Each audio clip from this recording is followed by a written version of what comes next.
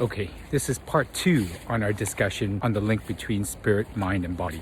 If you haven't watched part 1, please do so. It should be the video just before this one. But first, let's go find our wonderful diagram.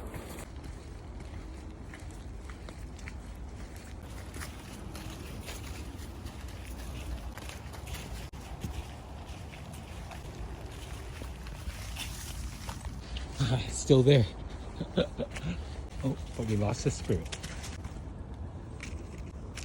Okay, now, you recall the link is from body, mind to spirit.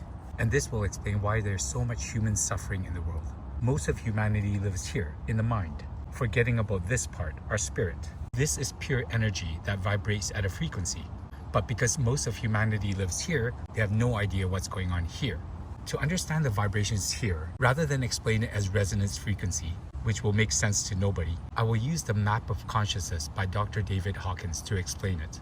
All vibrations like energy and magnetism will attract. So if you're living in emotions that, well, let's call them negative attractions. Emotions like shame, guilt, apathy, hatred, grief, fear, desire, anger, pride. So this frequency that the spirit is vibrating at, which will cause the mind to think thoughts according to that frequency. And then the body will act accordingly, creating that reality.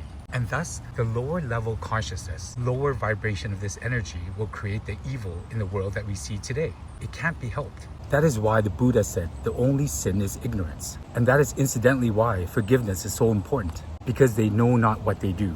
Jesus said that. Similarly, if the spirit vibrates at positive energies like courage, neutrality, willingness, acceptance, reason, love, unconditional love, joy, peace, and ultimately enlightenment, the mind will think similar thoughts. The body acts accordingly, creating the reality that you want.